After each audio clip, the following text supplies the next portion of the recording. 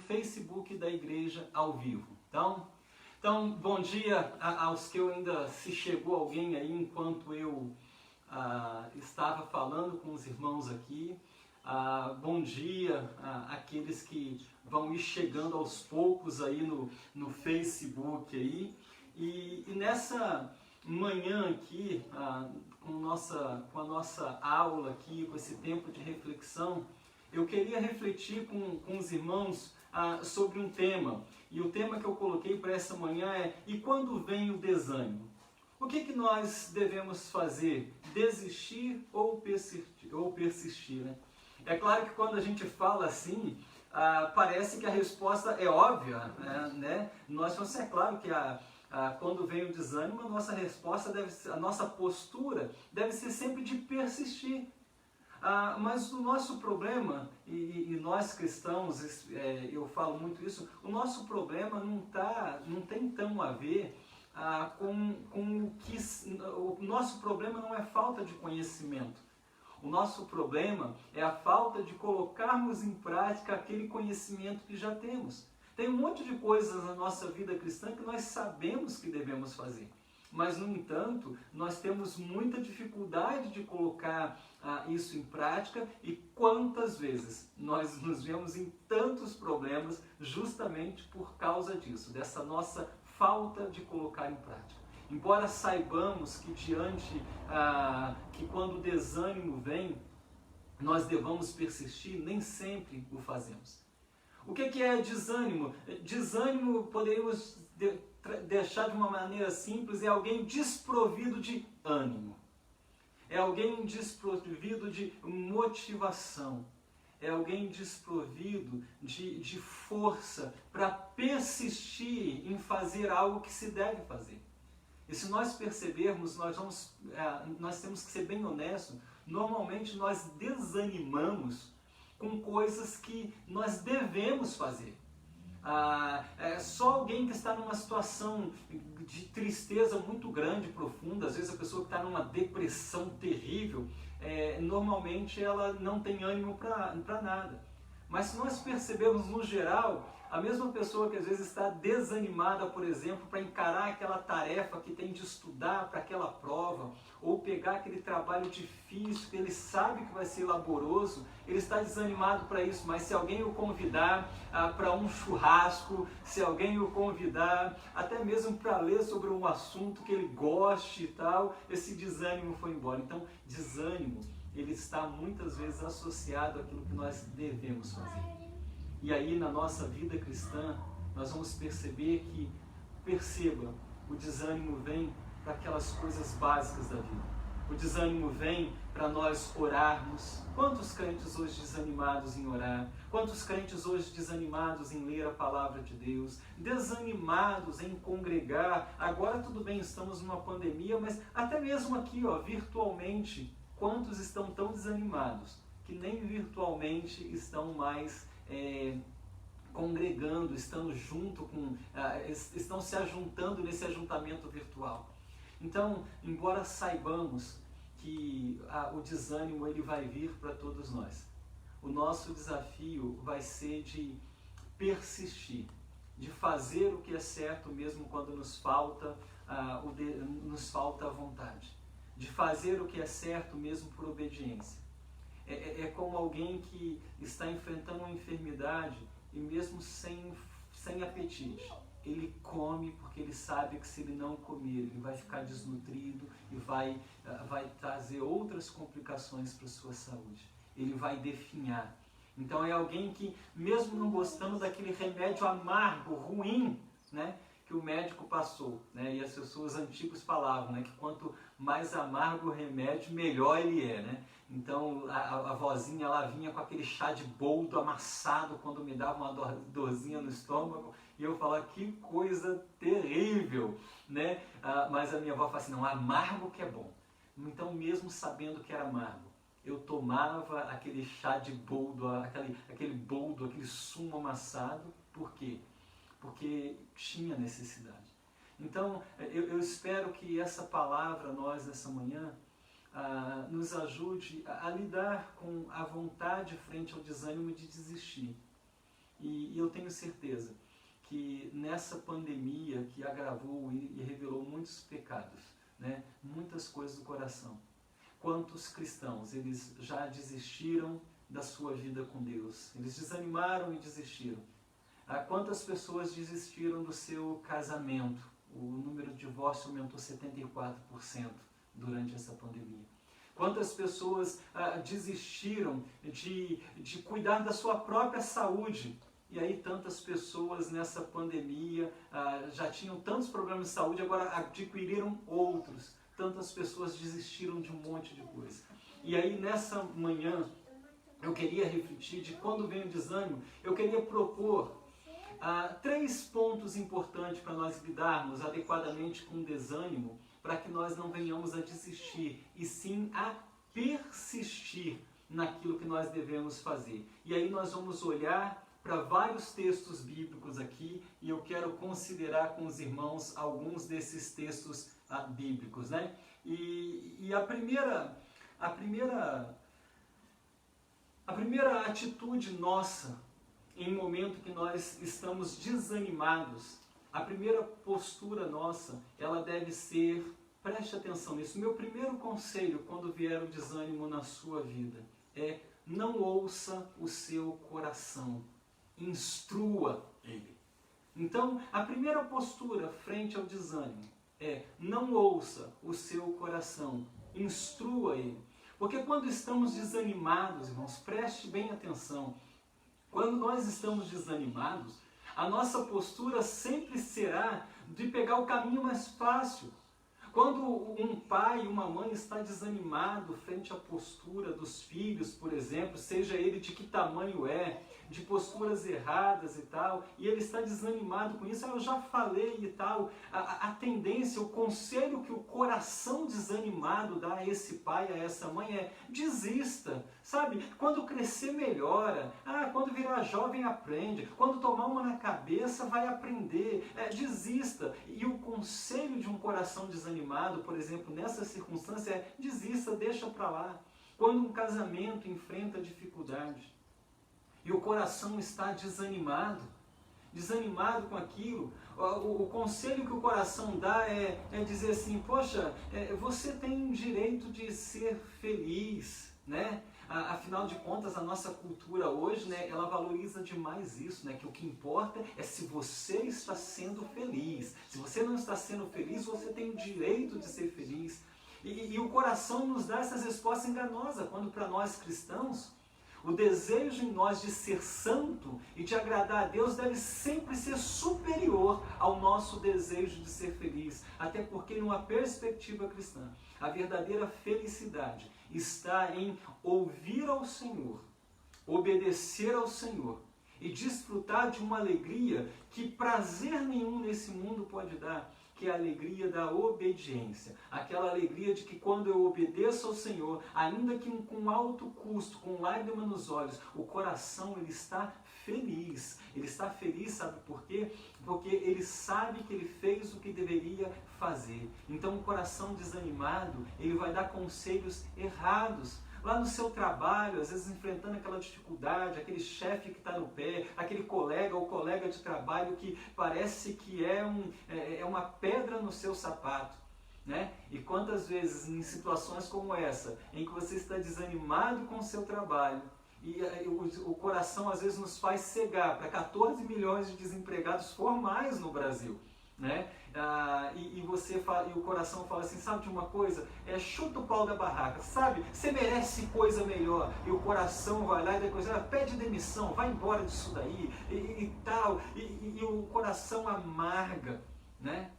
Com relação à nossa vida, por exemplo, de igreja, quando estamos desanimados na nossa fé, qualquer motivo é suficiente para o nosso coração desanimado dizer: é melhor você parar de estar com aquela comunidade. Sabe, eu acho que aquele pessoal lá não entende, aquele pessoal às vezes vai massagear o céu dizendo: acho que aquele pessoal não está à tua altura. Ou às vezes aquele pessoal não te compreende. É melhor você parar de ir mesmo. Afinal de contas, você pode ser crente em casa. Quem disse esse negócio de igreja? E quantos desigrejados há hoje no nosso país? São corações que se desanimaram frente a pecados reais dos outros e deles também. Escolheram desanimar e ouviram o conselho do coração desanimado. Eu estou dando aqui apenas algumas ilustrações. Mas quantas outras ilustrações eu tenho certeza que você tem na sua mente enquanto você me ouve, de que quantas vezes o seu coração desanimado, ele te deu conselhos que certamente nada refletem ao Senhor, né? E eu queria, nesse primeiro tópico aqui, considerar com vocês um versículo. O Salmo de número 25, né? Salmo de número 25, o versículo 9. Falando dessa parte, né? Então eu disse, a primeira frase, a primeira parte da minha afirmação quando vem o desânimo é: não ouça seu coração. E eu te dei aqui algumas ilustrações pelo qual você não deve ouvir o seu coração, né? Porque às vezes, por exemplo, eu falei de coisas bem negativas, mas às vezes o teu coração, você estando desanimado, ele pode te dar um conselho para você gastar ou ter algo e te fazer acreditar que se você tiver isso, esse desânimo vai passar, né? Compra um carro novo, compra uma TV nova, sabe? Consuma mais isso e aquilo, e certamente cuide de você, então é algo gostoso de se ouvir, né? Mas também, às vezes, é uma fuga de um coração que está desanimado com tantas coisas. E aí o texto, o desafio que fica é para nós podermos não ouvir o nosso coração. E a segunda proposta, então, dentro da primeira mesmo, então não ouça o seu coração, instrua o seu coração. E como é que você vai instruir o seu coração? Como é que você pode instruir o seu coração para você garantir que você não vai instruir ele errado?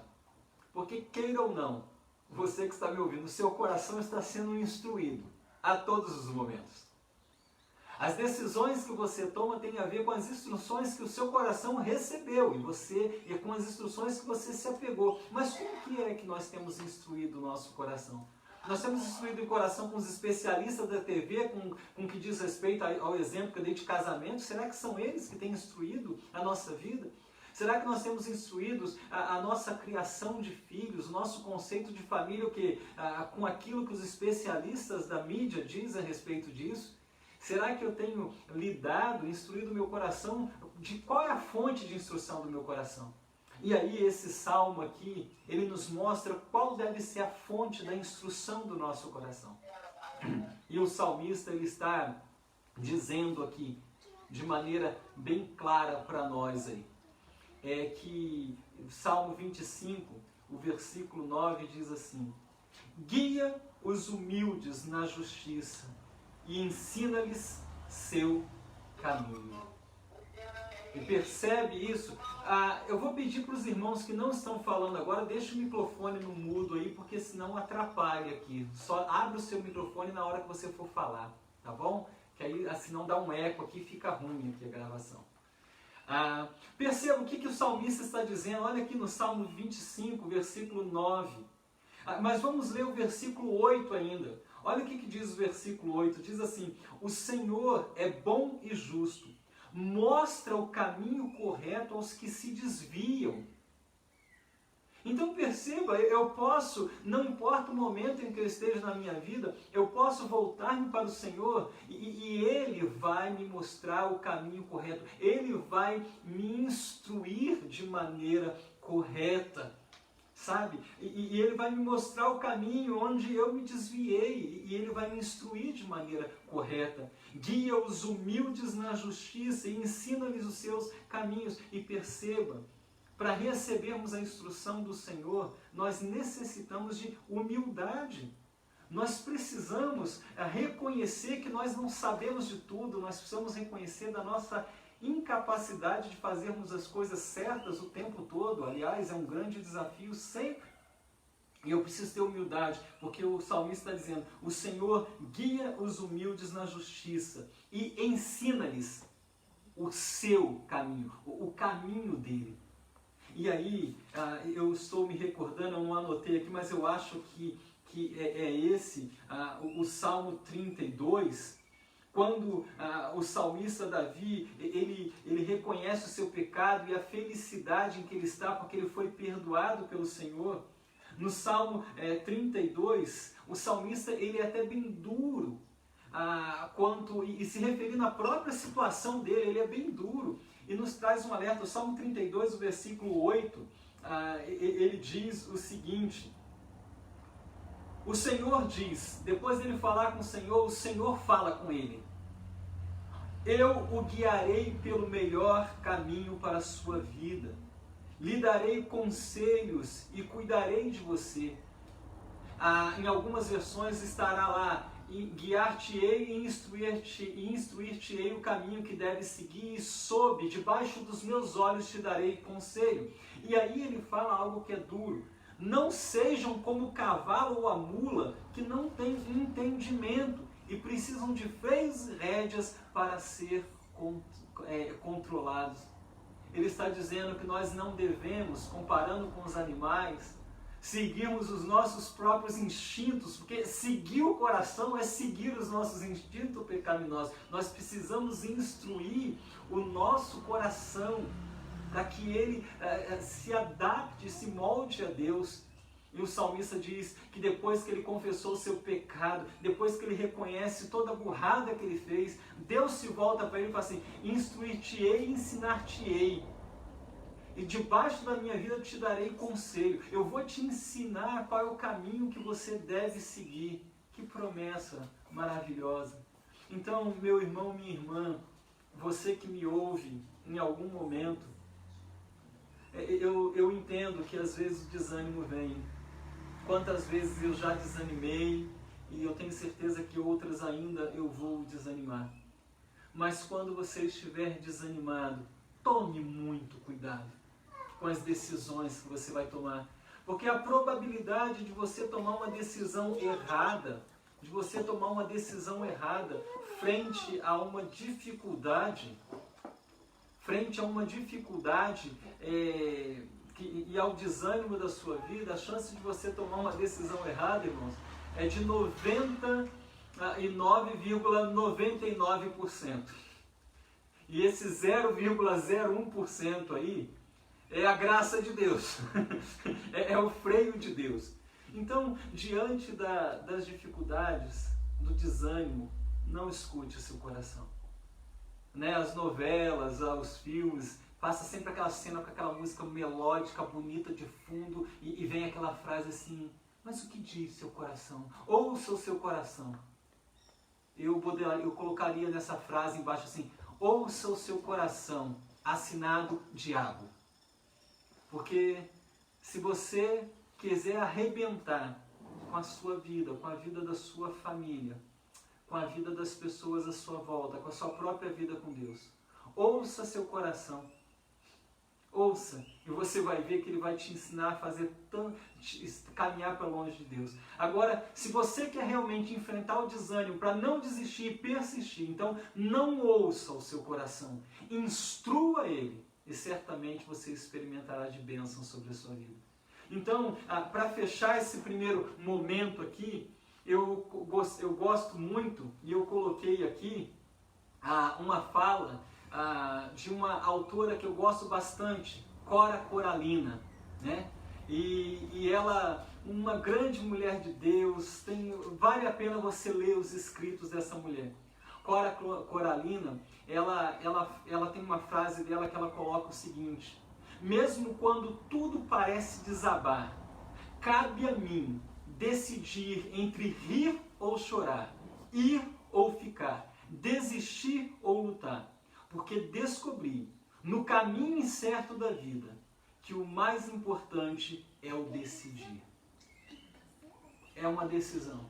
Então, o meu desejo é que enquanto você me ouve aqui, é que você não ouça o seu coração, mas que você instrua o seu coração, e instrua ele com isso, com a palavra de Deus. A segunda postura que nós devemos tomar frente ao desânimo para que possamos persistir e não desistir é: alimente a sua alma com a esperança trazida pelas Escrituras. Irmãos, por que eu coloquei essa ideia de que alimente a sua alma com a esperança trazida pelas Escrituras? Sabe por que eu estou colocando isso? Porque nós sempre estaremos nos apegando a algo que nos traga alguma esperança. No meio dessa pandemia, há aqueles que estão totalmente apegados e cuja toda a esperança agora está na questão da vacina. Mas no mundo inteiro nós estamos vindo, porque há um mundo inteiro doente precisando de vacina e não tem vacina para todo mundo. E as pessoas cuja única esperança delas esteja na vacina, elas estão muito inquietas, ansiosas, amedrontadas. Há pessoas que têm colocado toda a sua esperança em medicações, né? Há pessoas que têm até mesmo colocado toda a sua esperança dizendo assim, não, isso tudo vai passar. Logo, logo vai passar. Não. E fica meio que tentando ignorar, às vezes negar a situação para que tenha um pouco de esperança e a alma não amargue, não adoeça. Mas, irmãos, nós devemos sim, eu oro e oro para que as vacinas alcancem a todos logo, muito em breve. Eu oro para que se descubram novos medicamentos que possam, enquanto as vacinas não vão se confirmando aí e tendo disponibilidade para todos, para que as pessoas parem de morrer. Eu sofro, enquanto eu falo com vocês, eu tenho amigos que estão na UTI, e que eu não sei como é que vai ser. Tenho amigos que estão internados, parentes que estão doentes. Então eu não sei.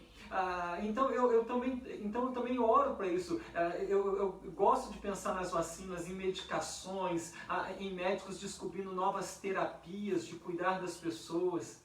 Né, para que as pessoas possam, com menos medo, trabalhar, ganhar o seu pão, e tantas dificuldades que tem isso. É claro, irmãos, eu não negligencio isso. Mas, irmãos, nós precisamos nos apegar, porque tudo isso aqui, todas essas coisas podem falhar. Então eu preciso alimentar a minha alma com a esperança trazida pelas Escrituras. Porque nós enfrentamos dilemas e lutas, e eu tenho certeza que você me ouve, está desanimado com alguma coisa. Talvez você esteja desanimado com a sua própria família, você esteja desanimado com o seu casamento, com o seu cônjuge, você esteja desanimado com o seu trabalho, você esteja desanimado com esse mundo caído e tanta maldade, tanta coisa acontecendo. E o que fazer para nós não amargarmos, não mergulharmos em uma tristeza profunda, ou às vezes em desesperança tão grande que quantas pessoas, por exemplo, nessa pandemia, o número de suicídio aumentou em mais de 30%. E aí, irmãos, o conselho que a Bíblia nos dá é: alimente a sua alma com a esperança trazida pelas Escrituras. E aí eu quero olhar com vocês para alguns textos aqui. O primeiro texto que eu gostaria de olhar com vocês é um texto famosíssimo, Lamentações de Jeremias. Lamentações de Jeremias, capítulo 3, versículo 22. O livro de Lamentações, só para nós entendermos um pouquinho o contexto, o profeta Jeremias, ele é um profeta que ele alerta o povo de Deus, o povo de Israel, a respeito dos seus pecados, a respeito das quebras de aliança que eles vinham tendo. E Jeremias, ele chora porque o povo não ouve a palavra do Senhor. O povo estava sempre buscando outras coisas, outros deuses, estavam indiferentes à voz do Senhor, às exortações do Senhor. O povo estava preso na sua religiosidade, achava que lá tinha um templo. Deus nunca destruiria aquela cidade, né? Porque nós somos religiosos, né? E Jeremias, ele sofre, e Deus cumpre a sua promessa.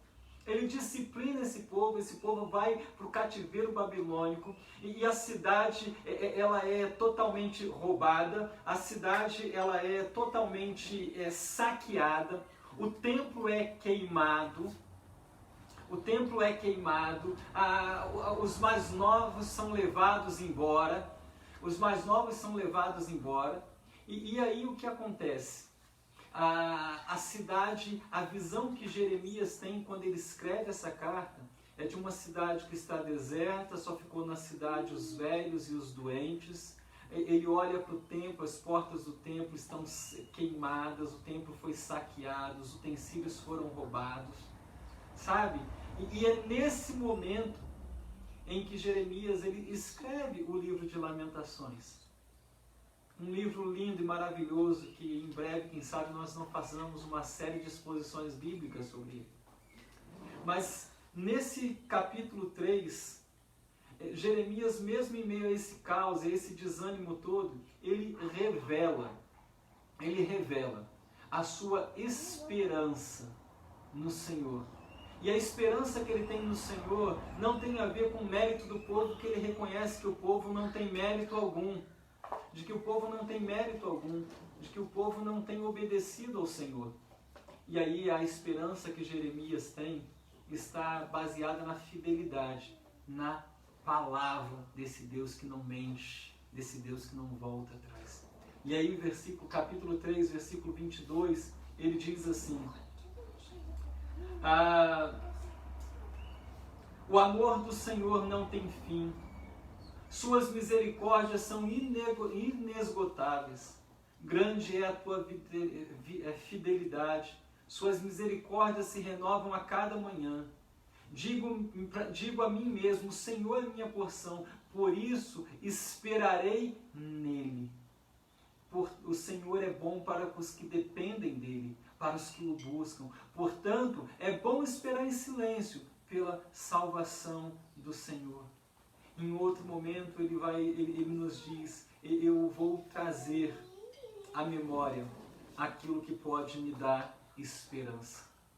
Então, perceba, e nós vamos ler alguns outros textos de quando essa esperança ele vai se cumprir.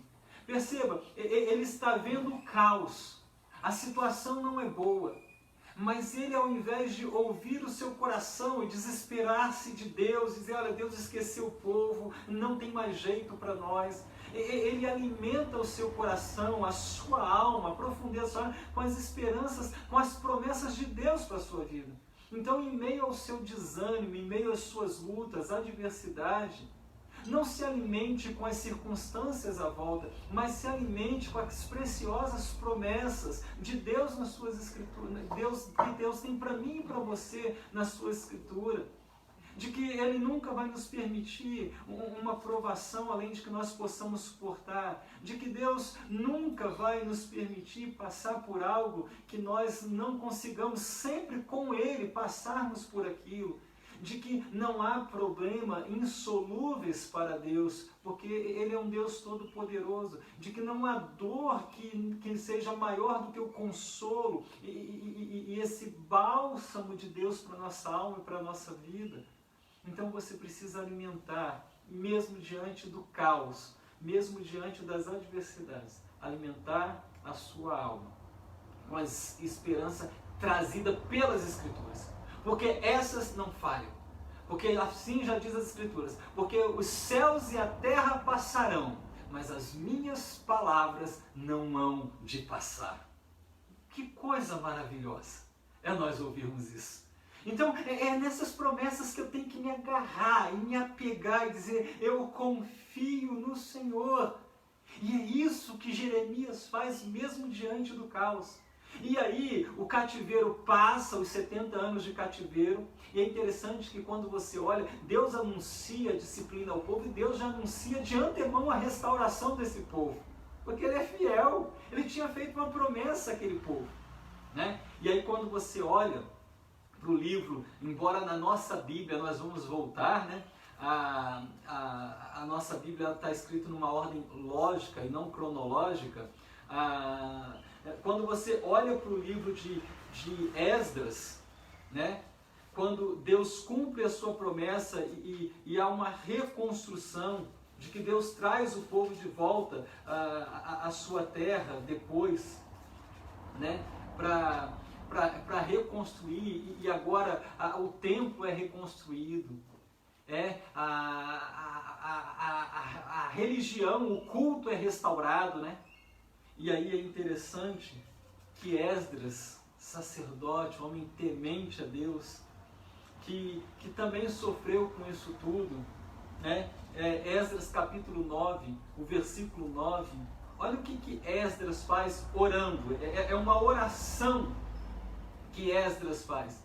E a oração dele, ele lembra: éramos escravos, mas em seu amor leal nosso Deus não nos abandonou na escravidão. Em vez disso, fez os reis da Pérsia nos tratarem com bondade. Ele renovou as nossas forças para que reconstruíssemos o templo de nosso Deus e restaurássemos suas ruínas. Deu-nos um muro de proteção em Judá e em Jerusalém. Olha o que ele está falando, ele está dizendo, nós éramos escravos, mas Deus foi fiel às suas promessas e ele nos restaurou. Olha o versículo 15. No versículo 15, terminando a oração, e aí ele vai dizer, e mesmo sendo debaixo de disciplina, até no período da disciplina, nós ainda pecamos contra o Senhor. Sabe aquela ideia de quem não vem pelo amor, não vem pela dor, irmãos? Isso não é verdade, né? E aí ele está dizendo, ele relembra que mesmo debaixo de disciplina o povo desobedeceu, quebrou a lei. Mas no versículo 15 ele fala assim, ó Senhor, Deus de Israel, Tu és justo.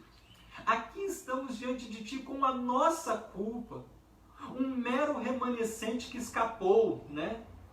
Embora, por sermos culpados, nenhum de nós tem o direito de estar em Tua presença. Olha o que ele está falando.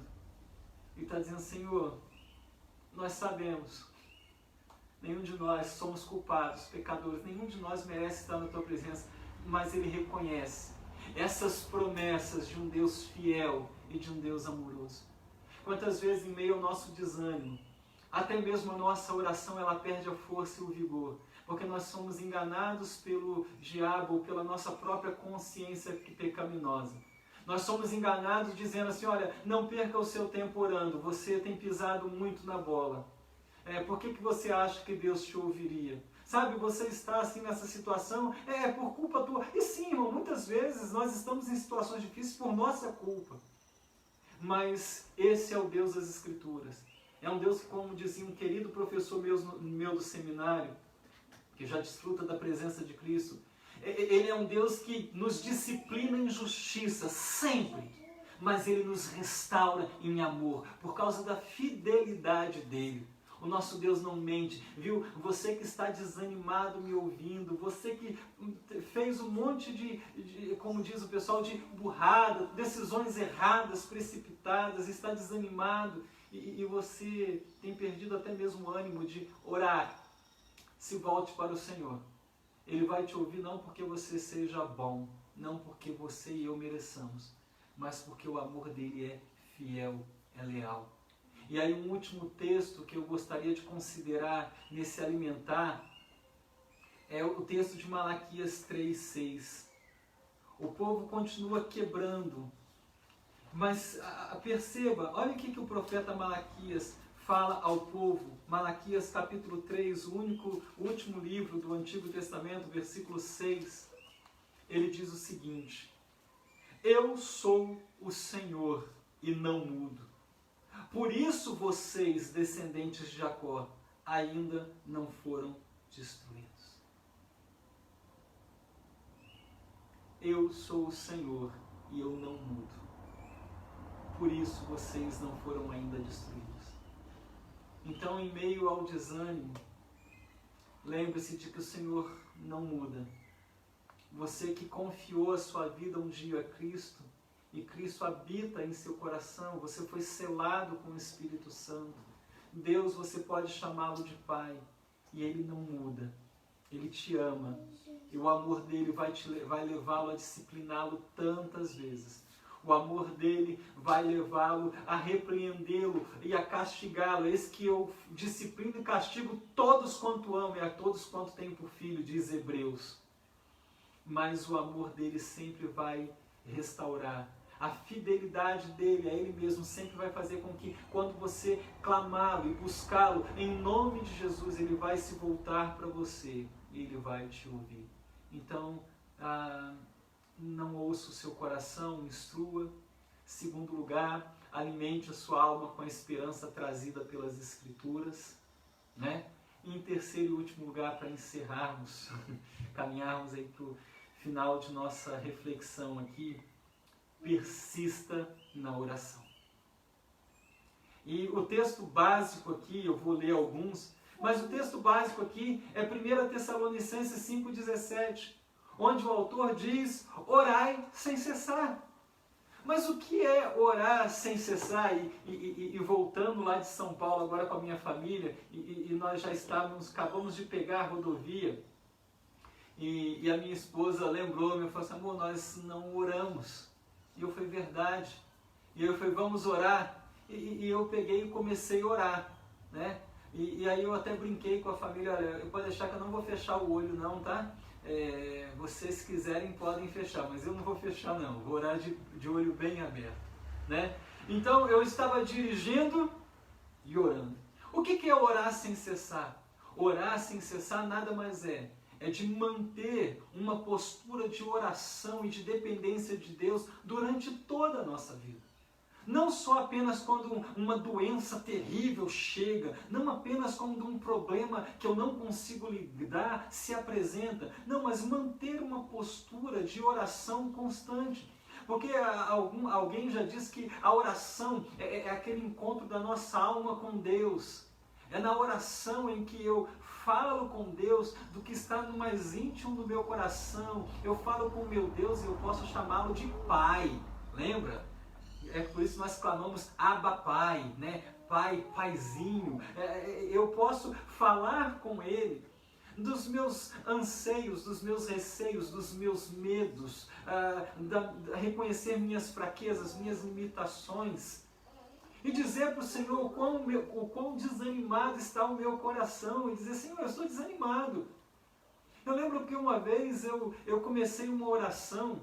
E eu falei assim, Senhor, eu estou aqui orando porque eu fui ensinado a respeito disso. Mas, Senhor, eu nem sei se a minha oração vai passar desse teto. Eu nem sei se o Senhor vai me ouvir.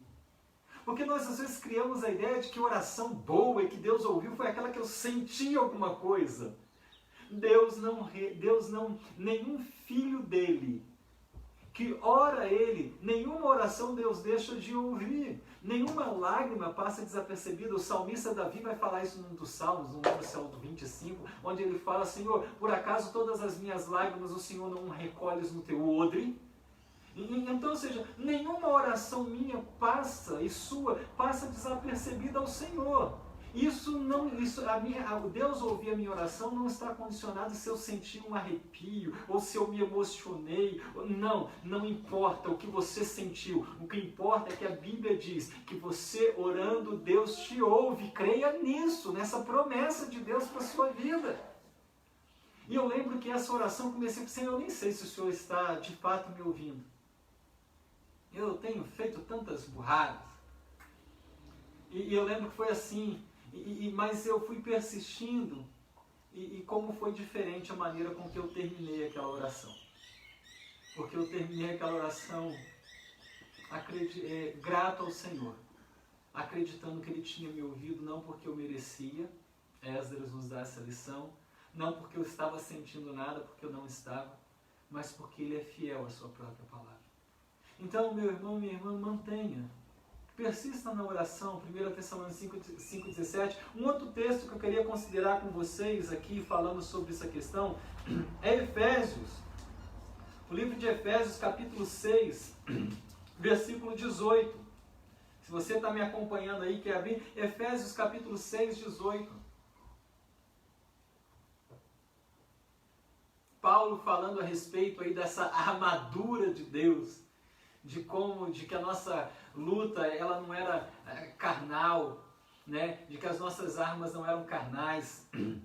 Ele diz o seguinte, Efésios 6,18: orem no Espírito em todos os momentos e ocasiões. A ideia aqui de orem no Espírito é uma ideia de assim, discirna bem as coisas e ore em todas as ocasiões. Momentos e ocasiões. Nos momentos bons, ore. Às vezes a gente só conta, Deus é aquele nosso amigo que a gente só conta, e o nosso Senhor e dono, que a gente só fala com Ele, a gente só vai para Ele para chorar as pitangas, né, como diz o outro.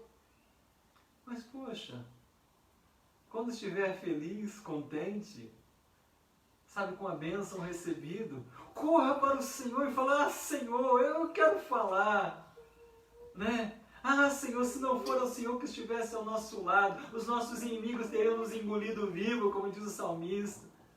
Sabe, de falar com o Senhor a respeito das coisas boas, mas nos momentos difíceis também de dizer: Senhor, é aquela oração pequena, rápida, direta, objetiva, lá no banheiro do seu serviço. Sabe, a todo lugar que um cristão chegar e invocar o nome do Senhor, ali a presença do Senhor, ali o Senhor se faz presente e ali se torna um local de adoração, um local de culto ao Senhor. Efésios 6,18, Paulo está dizendo: orem no Espírito em todos os momentos e ocasiões, permaneçam atentos e sejam persistentes em suas orações por todo o povo santo. Então ele fala: olhe, uma característica da sabedoria, olhe, observe, ele está dizendo: olhe, sejam persistentes, atentos em suas orações por todo o povo. Persistamos, irmãos, em orar. Nós iniciamos o nosso grupo da igreja orando um pelos outros, mas nós devemos persistir durante a semana nisso, persistir em orarmos por nós mesmos, orarmos pelos outros e orarmos para que, sobretudo, nós possamos ver uma vida de liberdade.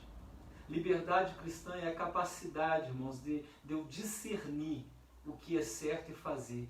É isso que eu preciso buscar. Falar: Senhor, eu quero fazer isso, eu quero discernir o que é certo e eu quero fazer. Isso é liberdade. Senhor, eu quero me arrepender a cada dia, eu quero me quebrantar a cada dia. Esses devem ser os motivos da nossa oração. E aí mais apenas alguns textos para encerrarmos. Voltar a um texto do Antigo Testamento, Daniel capítulo 6, profeta Daniel, capítulo 6. Daniel é um daqueles que foi levado para a Babilônia cativo, né? E mesmo em terra estranha ele não mudou, mesmo diante ao caos ele não mudou quem ele era. Então, irmãos, essa pandemia, eu percebo que essa pandemia, na verdade, ela não tem nos transformado em nada no aspecto de piorar, mas ela tem revelado algumas deficiências que já tínhamos. E Deus pode usar isso para dizer: se volte para mim, se volte para mim, porque tudo aquilo que às vezes a gente põe a nossa confiança se esvai, né? Daniel 6,10, Daniel já está aqui, provavelmente, quando ele é lançado na cova dos leões, né? A gente aprende, Daniel já está com seus 80, 85 anos de idade. Ele não é mais aquele garoto que chegou na corte, mas ele já é alguém experimentado, né? E ele está agora diante de uma situação em que um decreto é dado e que agora as pessoas não poderiam orar a mais ninguém a não ser o próprio rei na Babilônia. E é interessante que quando ele sabe que esse decreto, com pena de morte para quem desobedecesse, foi assinado, sabe o que ele faz? Aí ele fala assim: bem, eu vou ter que orar escondido. Bem, eu acho que agora eu vou orar só de olho aberto, ninguém precisa perceber. Não, ele fala: eu vou manter, eu vou persistir na oração. Olha o que diz o versículo 10 do capítulo 6. Quando Daniel soube que a lei tinha sido assinada, foi para casa e, como de costume, perceba, e como de costume, ajoelhou-se no quarto no andar de cima, com as janelas abertas na direção de Jerusalém. Orava 3 vezes por dia e dava graças a seu Deus. Diante de uma sentença de morte para aqueles que desobedecessem, ele faz o que ele tinha o costume de fazer. Que Deus nos ajude, irmãos, a termos o costume de orar.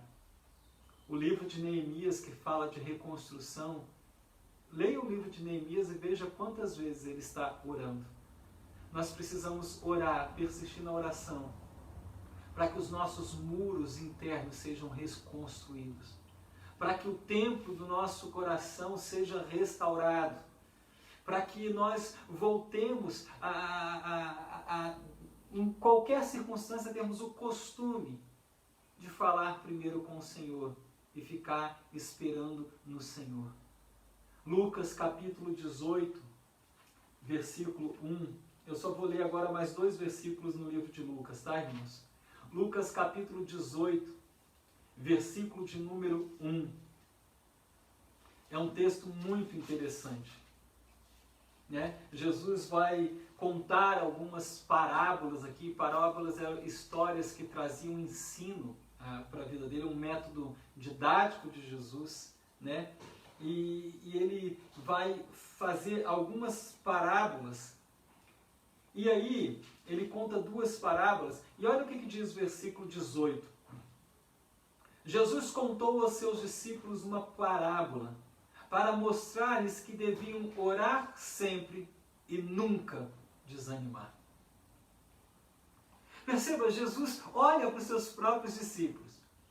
E Jesus queria ensinar algo para eles e diz: vocês precisam orar sempre, nunca desanimar. Jesus sabia que chegaria um momento em que eles desanimariam. E quando nós olhamos no Getsemane, por exemplo, você vê que lá, Jesus lá no Jardim das Oliveiras, Jesus convida esses discípulos para orar e eles desanimam com Jesus. Jesus os encontra dormindo. E Jesus fala assim: é importante que vocês orem sempre, persistam na vida de oração. E Jesus ensinou, sendo Deus, quantas vezes você lê nos evangelhos, Jesus se retira e vai fazer o quê? Orar. E Jesus fala para os seus discípulos: deixa eu ensinar para vocês, eu preciso que vocês aprendam algo, vocês precisam orar sempre sem nunca desanimar.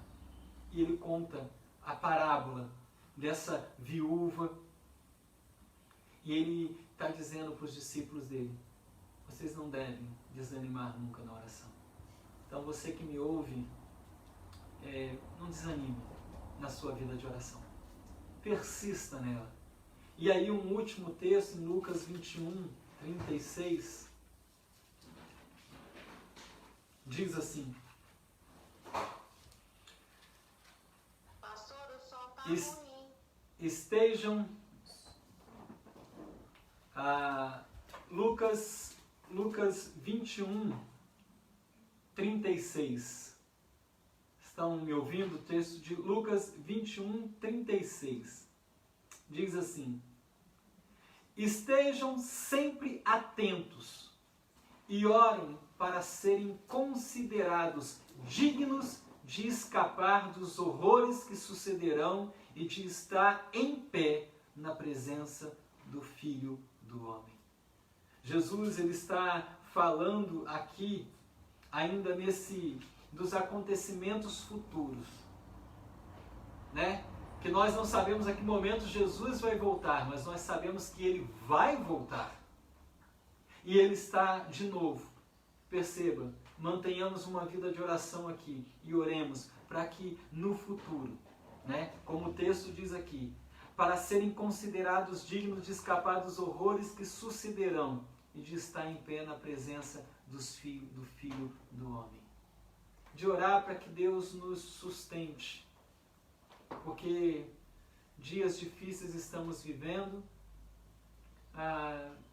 e temos orado e Deus vai nos dar um alívio, mas outros momentos difíceis virão. Então, para que você não desanime na sua vida, para que você não desista, mas para que você persista.